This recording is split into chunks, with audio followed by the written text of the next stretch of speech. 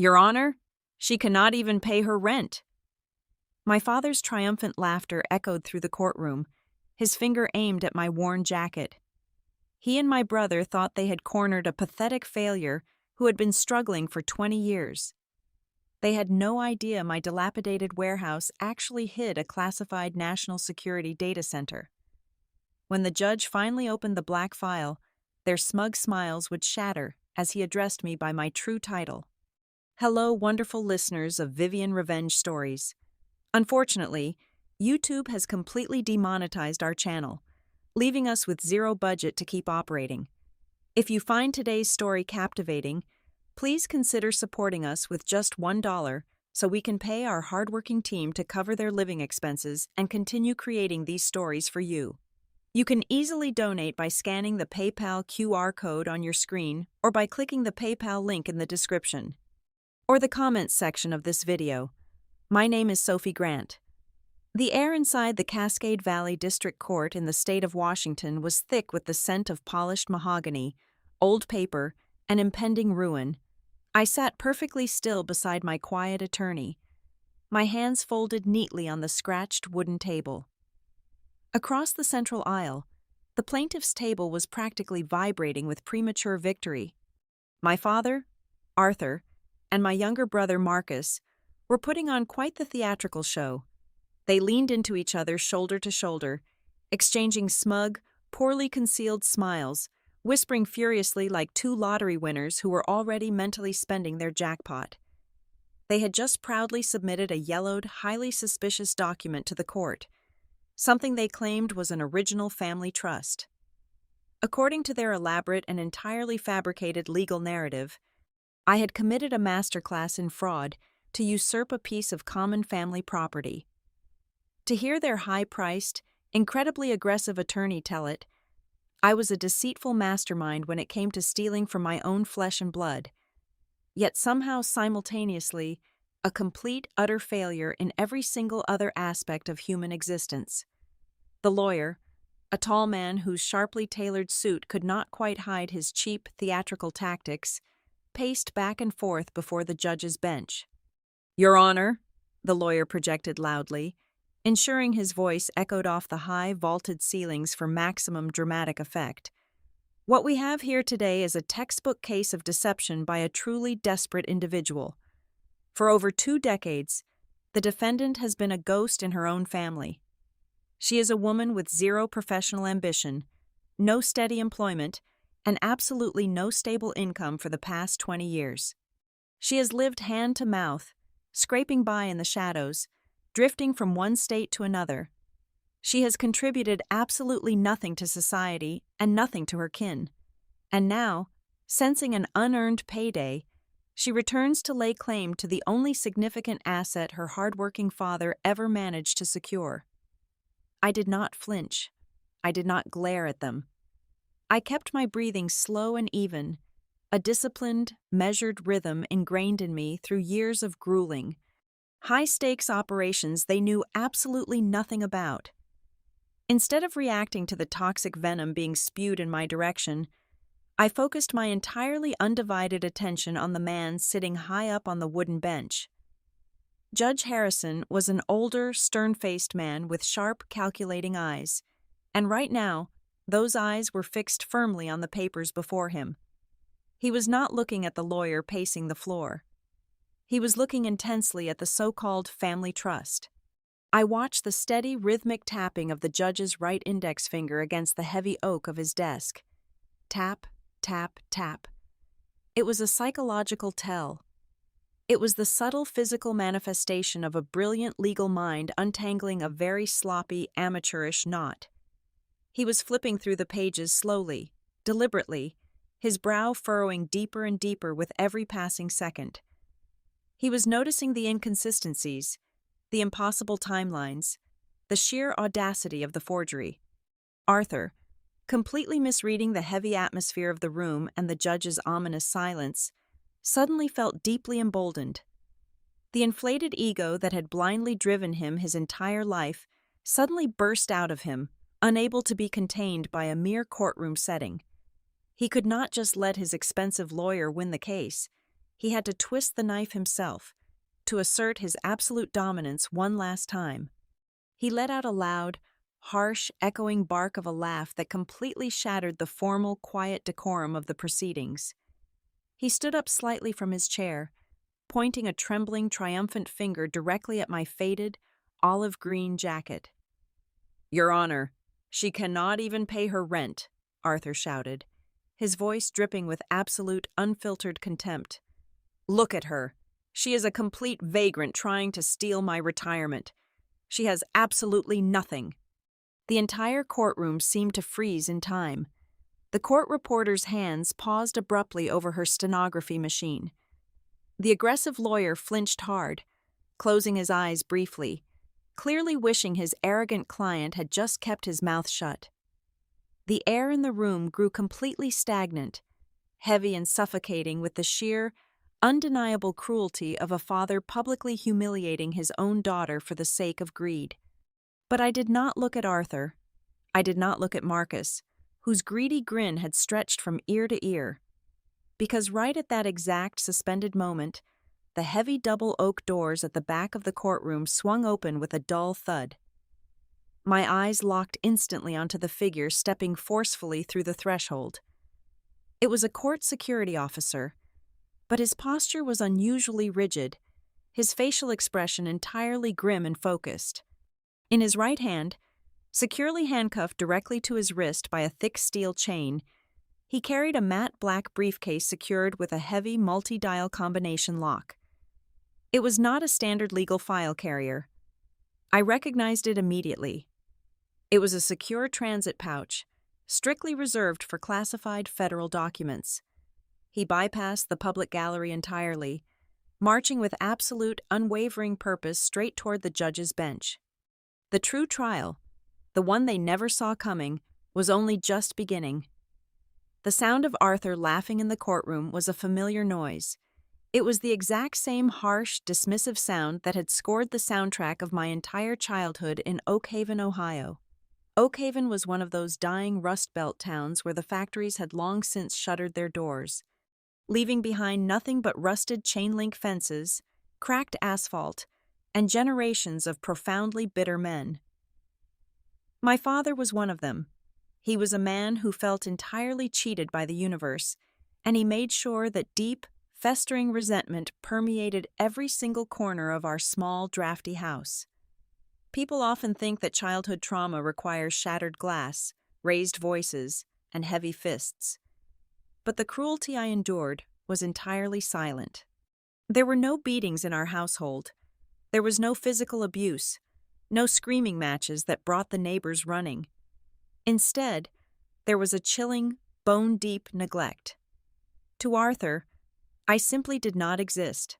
I was empty space. I was an unwanted shadow moving quietly along the peeling wallpaper of our hallway, careful not to make a sound, careful not to demand a single ounce of affection. Marcus, on the other hand, was the golden child. He was not just a son. He was Arthur's ultimate investment project. Marcus was the boy who was going to redeem the family name, the brilliant mind who would pull them out of the working-class misery and into the ranks of the newly rich.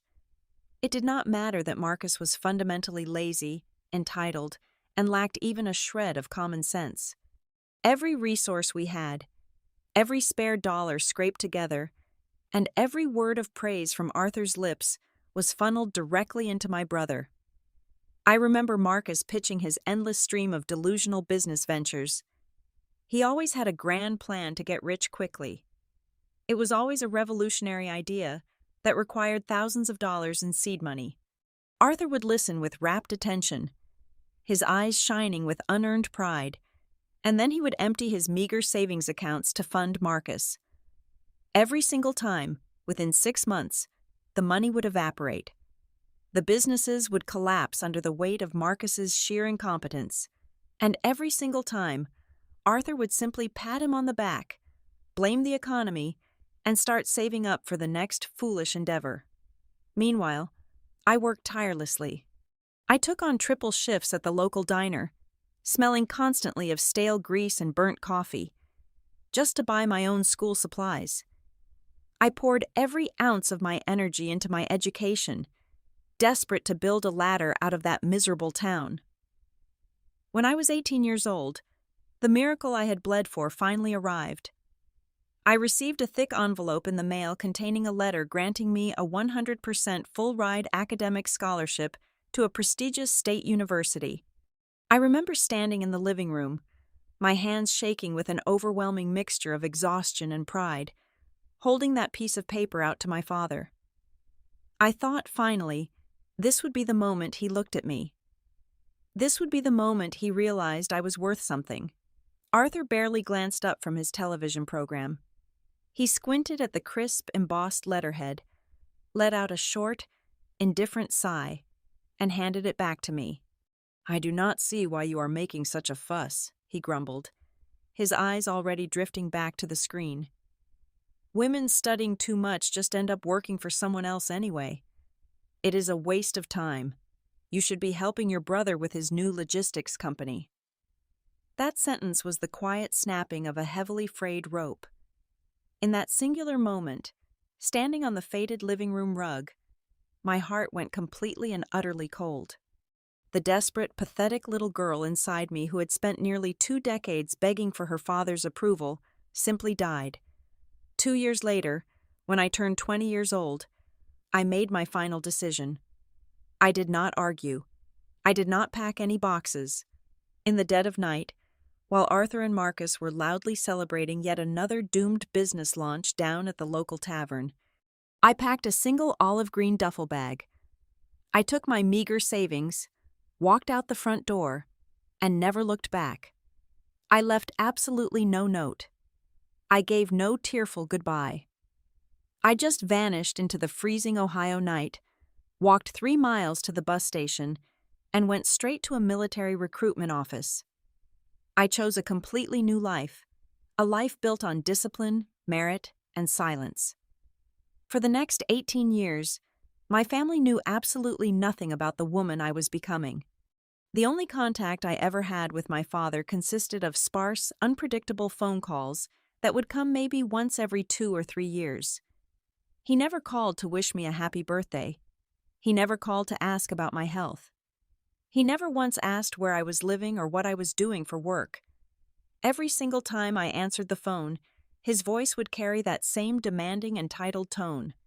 "Sophie, your brother is in a bit of trouble," he would say, bypassing any form of greeting.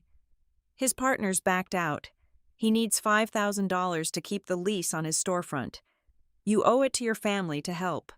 He had absolutely no idea that while he was begging for money to cover my brother's gambling debts and failed startups, I was deployed in hostile territories.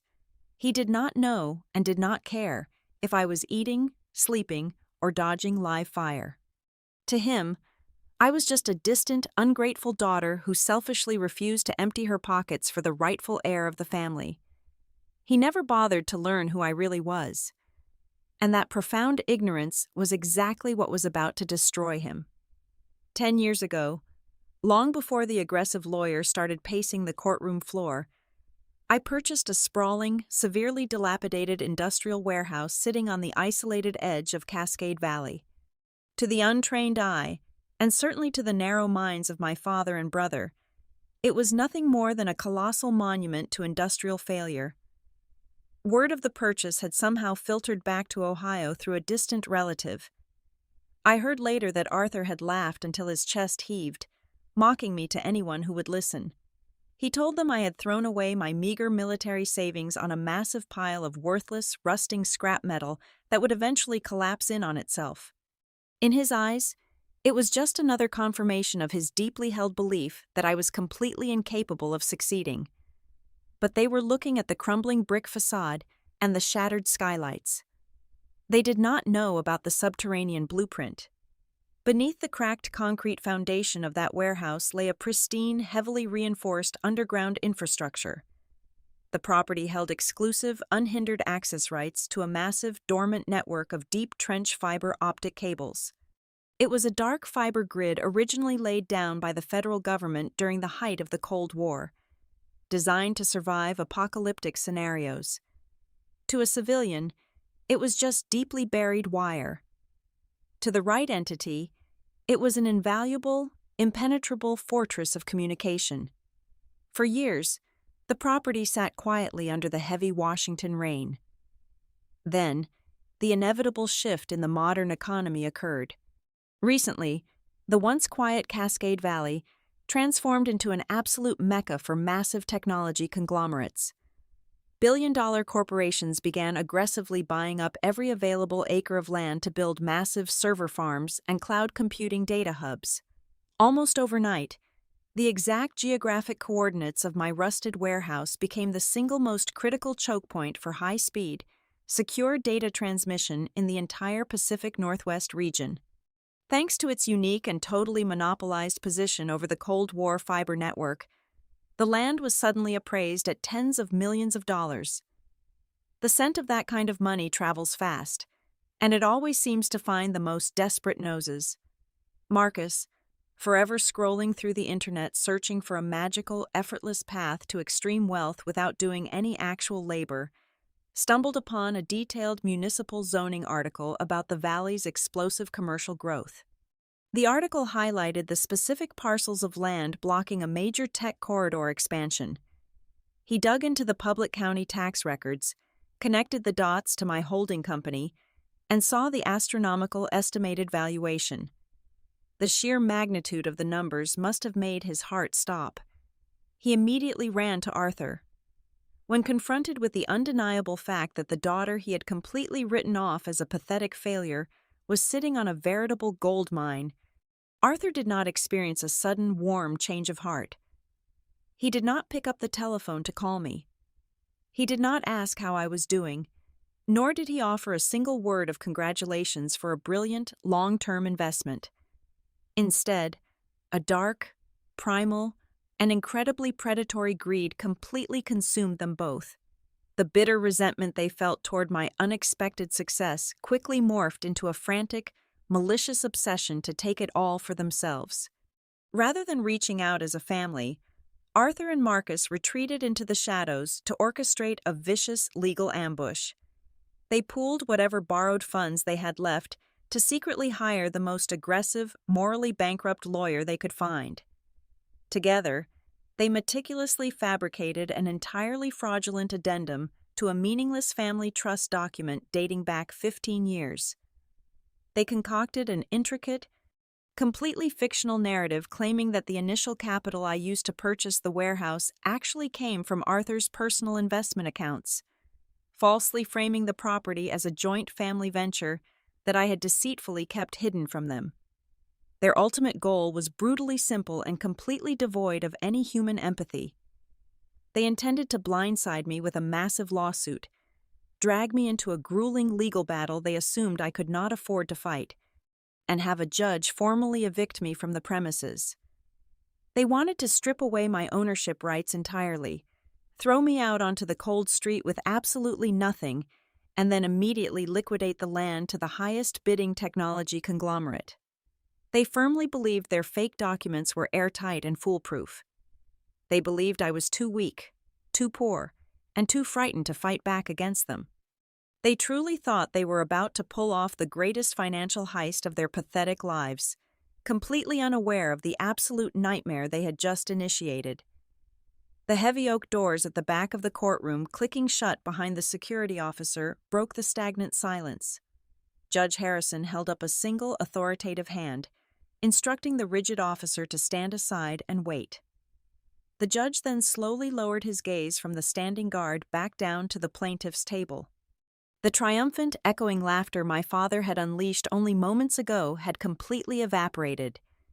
In its place, a thick, suffocating tension settled over Arthur and Marcus. "Mr. Grant," Judge Harrison began, his voice surprisingly soft, but carrying the immense, crushing weight of a falling anvil. "Before we proceed to discuss the specific property in question, I want to clearly establish the foundational nature of your relationship with the defendant. You stand before me today claiming this real estate purchase was a collaborative family business venture. Is that your sworn position?" "Yes, Your Honor. Exactly. It was a joint effort," Arthur replied quickly. He straightened his tie, desperately trying to project the image of a betrayed patriarch, but his voice carried a faint, undeniable tremor. "Excellent," the judge said, folding his hands neatly over the wooden bench. "Then tell me, Mr. Grant, since you two are such close business partners, what exactly does your daughter do for a living?" Arthur blinked. His mouth opened, but absolutely no sound came out. He looked to his left, staring pleadingly at his expensive lawyer, but the tall man was now staring fixedly down at the wooden desk, refusing to make eye contact. Arthur swallowed hard, his Adam's apple bobbing nervously. She bounces around a lot. She does odd jobs. Service industry work. Nothing steady, Your Honor. That is why she needed my financial help." "I see," the judge noted flatly, his face completely unreadable. "And in which specific state does your daughter currently reside?" Arthur shifted his weight heavily from his left foot to his right. A thin, shiny layer of sweat suddenly broke out across his wrinkled forehead. "Washington, obviously. She lives here, where the land is located." "She does not reside in the state of Washington, Mr. Grant," the judge corrected smoothly, not missing a beat. "Let us try something much simpler, something any father would know. How old is your daughter today?" The silence that instantly swallowed the courtroom was utterly agonizing. My father, the man who had just proudly and publicly declared my utter worthlessness to the world, turned slowly to stare at me. He looked at my face as if he were trying to guess the weight of a complete stranger at a local county fair. He stammered, his confident facade completely crumbling. "She is in her late 30s, 36, maybe 37 years old." "She is 38 years old," Judge Harrison stated, his voice now entirely devoid of any forced judicial politeness. "It is deeply fascinating to this court that a man who supposedly entrusted his daughter with managing a multi-million-dollar joint family asset cannot recall her current age, her actual profession, or her primary state of residence." Judge Harrison abruptly shifted his piercing attention to the sharply tailored lawyer, who was now nervously adjusting his collar. "Counselor, let us examine Plaintiff Exhibit A, the supposed original family trust document. You confidently stated to this court that this agreement was executed 15 years ago." "That is correct, Your Honor," the lawyer affirmed. However, his voice had lost a significant amount of its previous theatrical, booming resonance. He sounded like a man walking onto a frozen lake and hearing the ice begin to crack. "Help me understand the timeline presented here," Judge Harrison continued, picking up the yellowed, supposedly ancient paper. "This document is dated October 12, 2006.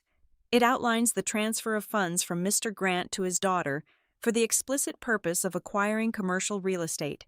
However, the notary public seal stamped clearly at the bottom right corner belongs to a Mr. Robert Vance."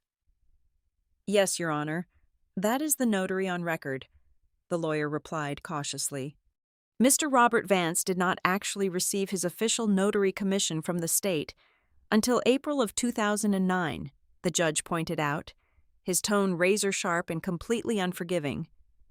Furthermore, the specific legal boilerplate language utilized in paragraph 4 of your exhibit cites a state property statute that was not actually drafted, debated, and passed into law until the year 2011. Are you suggesting your client possesses a functional time machine, counselor, or are you purposely presenting a blatantly fabricated document to my court?" The lawyer's face drained of all color, turning a sickly shade of pale gray. He began to aggressively and frantically flip through his own copies of the files, his hands visibly shaking, crumpling the edges of the paper. "Your Honor, I strongly assure you, my firm relied entirely on the documentation provided directly by the client."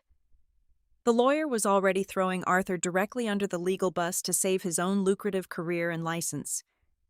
Seeing their meticulously planned, supposedly foolproof legal ambush falling apart in real time, Marcus completely panicked. The arrogant, greedy grin had completely vanished from his face, replaced by a shiny slick of terrified perspiration. He leaped up from his chair, completely ignoring all courtroom protocol and basic decorum. "Wait, Your Honor! He is getting it all wrong!" Marcus shouted, his voice cracking as he pointed frantically at his own highly paid lawyer. The trust document was just a formality. The absolute truth is, she begged us for the money. She called my dad crying hysterically, saying she was totally broke, and asked for a personal loan of $200,000 to buy that junkyard. We have an oral contract. She stole our hard-earned money to buy that land, and now she is lying about it. "Sit down, Mr. Grant," Judge Harrison commanded. The sheer, booming authority in his voice hit Marcus like a physical, heavy blow, dropping him instantly back down into his wooden chair. The judge took a deep, measured breath and looked out over the completely silent courtroom. This court has heard enough perjury and poorly constructed lies for one morning. He turned his attention away from the trembling plaintiffs and looked directly at the security officer who had been standing silently by the bench the entire time. Judge Harrison nodded his head exactly once. The officer stepped forward with military precision, lifted the heavy matte black briefcase onto the judge's elevated desk, and quickly spun the multi-dial combination lock. The heavy metal latches popped open with a sharp, synchronized, and incredibly loud crack that echoed off the high ceiling. Judge Harrison reached inside the dark interior of the secure pouch and pulled out a thick, sealed manila folder. Across the front cover, stamped in bold, unmistakable, bright red ink, was the word "classified." The official, eagle-emblazoned seal of the Federal Department of Defense sat perfectly centered directly below it. Judge Harrison's fingers broke the heavy wax seal of the federal folder. The sound was unnervingly loud in the dead quiet of the room. He spread the thick stack of heavily watermarked documents across his desk. He did not look down at them to read. He had clearly already memorized their explosive contents in his private chambers. Instead, his piercing gaze locked entirely onto my father. The silence stretched, pulling tighter and tighter until it felt like the very air in the room was about to violently shatter. "Mr. Grant," Judge Harrison finally spoke, his voice dropping an octave, resonating with a terrifying, absolute authority. "Earlier this morning, you stood in my courtroom, interrupted a formal legal proceeding, pointed your finger at the defendant, and gleefully announced to the world that she could not even pay her rent." Arthur swallowed, a pathetic, dry sound clicking in his throat. He tried to nod, but his neck seemed completely paralyzed. "You painted a highly detailed picture of a destitute, wandering failure," the judge continued, his eyes narrowing into cold, unforgiving slits. "You and your son sat there, grinning from ear to ear, entirely convinced you were cornering a helpless civilian in a standard, everyday real estate dispute. You thought you were the apex predators. You thought you were the smartest men in this entire building." Judge Harrison picked up his heavy wooden gavel and brought it down against the sounding block with a singular, deafening crack that made both Marcus and the aggressive lawyer physically jump entirely out of their seats. "Let the official court record reflect the absolute truth," Judge Harrison declared, his voice echoing off the high mahogany walls. "The woman sitting quietly across from you is not a struggling drifter. She is Colonel Sophie Grant, Senior Commanding Officer of the Strategic Overwatch Command for the United States Armed Forces." The collective gasp that instantly sucked the oxygen out of the courtroom was staggering. The court reporter stopped typing, her mouth falling open. The gallery behind the wooden partition, which had been dead silent, suddenly buzzed with shocked whispers before the bailiff harshly commanded absolute silence. My father's jaw dropped completely slack. The color violently drained from his face in a matter of seconds, leaving his skin looking like a freshly exhumed corpse. He stared directly at me, his eyes wide with a frantic, uncomprehending terror, as if the faded olive jacket I wore had suddenly transformed into heavy, metalled combat armor right in front of him. Marcus practically collapsed backward into his chair, his hands gripping his own hair tightly, his mouth opening and closing rapidly like a suffocating fish pulled from the water. "Colonel Grant," The judge repeated the formidable title slowly, deliberately forcing my father to hear every single syllable. Holds a Tier 1 top secret security clearance. For the past 18 years, while you confidently assumed she was failing miserably at life, she has been leading highly classified elite intelligence operations across 3 different continents. She answers directly to the highest levels of the Department of Defense. But the judge was not finished. The true, world-ending devastation had not even truly begun. Now, let us address the property in question, Judge Harrison said, turning his attention to the crumbling, fraudulent trust document still resting near the edge of his desk. You filed this lawsuit under the incredibly arrogant assumption that Colonel Grant was holding on to that industrial warehouse simply to flip it for a massive financial profit to a commercial technology corporation. You saw the rising property values in the valley, and you let your insatiable, blind greed completely override your common sense. The judge picked up a glossy satellite photograph from the classified folder and held it up for the room to see. That warehouse is not on the open market, Mr. Grant. It has never been on the open market. It is not an abandoned, worthless scrapyard. For the past 4 years, under the direct classified authorization of the federal government, that exact geographical location has served as a heavily fortified, active military front. It is the primary subterranean data transit station for the Strategic Overwatch Command. The deep trench fiber optic network beneath that soil currently handles heavily encrypted, real-time tactical communications for our entire national defense grid. At the plaintiff's table, a sharp clattering sound suddenly echoed through the utterly silent room. The aggressive, high-priced lawyer had dropped his heavy, solid gold fountain pen. It rolled quickly off the slanted wooden table and bounced onto the carpeted floor. The lawyer did not even try to bend down and pick it up. He was staring at the judge with a look of pure, unadulterated horror. His hands began to violently shake. He was a man who made his incredibly lucrative living fighting over civil contracts and contested family wills. He suddenly realized he had just waded blindly, directly into a massive federal espionage trap. "Your Honor," the lawyer whispered, his voice cracking horribly, entirely stripped of its former theatrical booming bravado. "My firm had absolutely zero knowledge of this.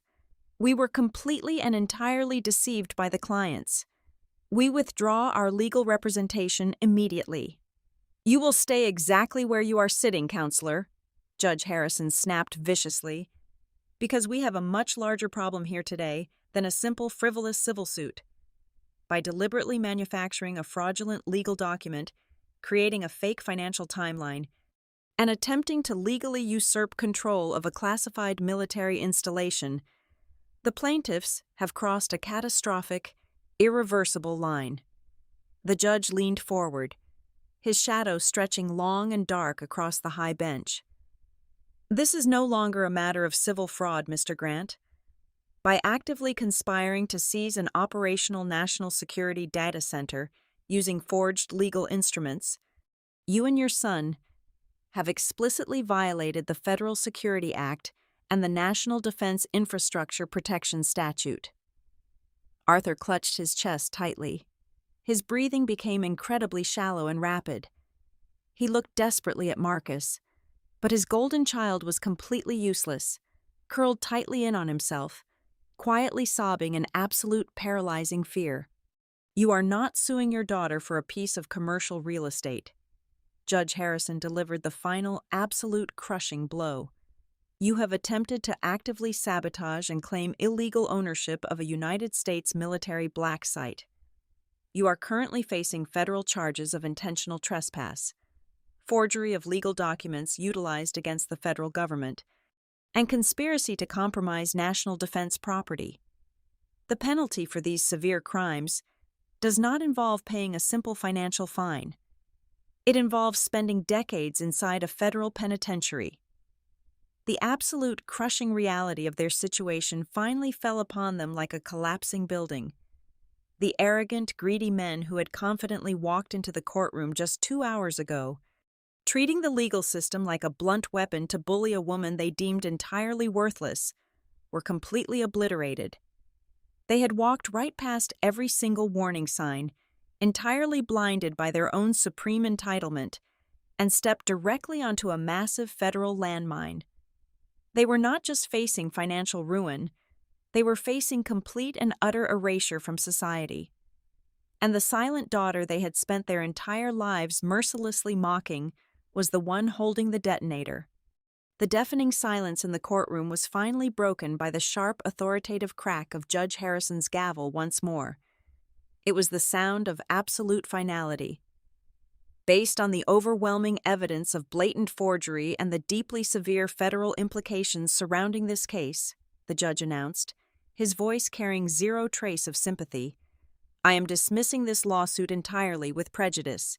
You have absolutely no right to appeal this decision in any civil court. Furthermore, I am officially transferring every single document submitted by the plaintiffs today directly to the Federal Bureau of Investigation.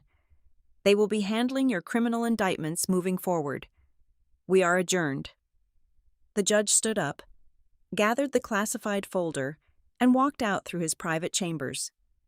The aggressive lawyer did not even bother to say goodbye to his clients. He practically sprinted out the heavy double doors, desperate to distance himself from the toxic fallout. The gallery quickly emptied, leaving the massive room feeling hollow and entirely drained. Soon, it was just the three of us left. The dust motes danced slowly in the pale light filtering through the high windows. I stood up from my chair and slowly buttoned my faded olive jacket. The fabric felt comfortable, a quiet reminder of the discipline that had carried me through the darkest decades of my life. I turned to face the aisle. Arthur slowly pushed himself up from the plaintiff's table. He looked 20 years older than he had just an hour prior. His shoulders were completely hunched, and his hands shook violently as he took a hesitant, shuffling step toward me. The arrogant, dismissive patriarch was completely gone, replaced by a terrified, broken old man who suddenly realized he was standing on the edge of an abyss. "Sophie," Arthur whispered, his voice cracking horribly. His eyes were wide, welling with a pathetic mixture of deep fear and a desperate, belated attempt at fatherly affection. "Sophie, please. We are family. I did not know. I swear to you, I did not know. You have to tell them to stop. You have to protect us." I looked at him. I searched my own heart for a flicker of anger, a spark of vengeance, or even a shred of pity. But there was absolutely nothing. The well had run completely dry nearly 2 decades ago in a drafty living room in Ohio. I kept my posture perfectly straight, my voice incredibly soft and completely devoid of malice. "You did not lose a multi-million-dollar piece of land today, Arthur," I said, looking directly into his tear-filled eyes. "You lost your only daughter 18 years ago. The tragedy is that you are only just now realizing it." Arthur gasped, taking a sharp, ragged intake of air, as if my words had physically struck him in the chest. He reached out a trembling hand, but he could not bring himself to touch me. Marcus, who had been weeping silently in his chair, suddenly scrambled to his feet. He lunged forward, his face red and slick with sweat. "Sophie, wait! You cannot let them put me in federal prison. I will not survive in there. Please, I am your brother. I am sorry. I will do anything." He stood directly in my path, his hands clasped together in a frantic, pathetic prayer. I did not blink. I did not alter my stride. I simply stepped around him, moving past my brother with the exact same cold, dismissive indifference he and my father had shown me my entire life. To me, he was nothing more than an obstacle on the floor. I pushed open the heavy oak doors of the courtroom and walked out into the main hallway, leaving their desperate, echoing sobs locked behind me. When I finally stepped out of the courthouse, the midday sun was blindingly bright, washing over the concrete steps in a wave of clean golden warmth. The crisp Washington air filled my lungs, feeling lighter than it had in years. Waiting directly at the bottom of the long stone staircase was a massive, heavily armored black sport utility vehicle. 2 federal agents in crisp, dark suits stood beside it. The moment they saw me, they straightened their posture and respectfully opened the heavy rear door. I climbed inside, the thick ballistic glass sealing me away from the noise of the street. As the engine roared to life and the vehicle slowly pulled away from the curb, I glanced one final time into the side rear-view mirror. Through the tinted glass, I saw Arthur stumble out of the courthouse doors. His legs finally gave out.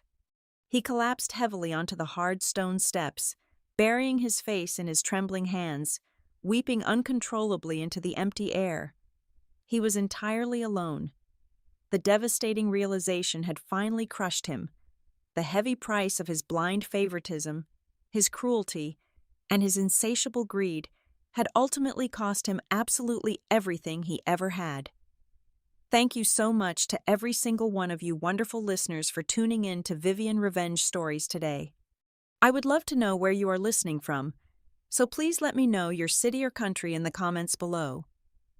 If you found today's story engaging and want to help us keep this channel alive, please consider supporting us with just $1. You can easily do this by scanning the PayPal QR code currently on your screen, or by clicking the PayPal link provided in the video description or the pinned comment. Your incredible generosity allows us to pay our dedicated staff so they can feed their families and continue creating even more powerful stories to serve you. Have a beautiful day.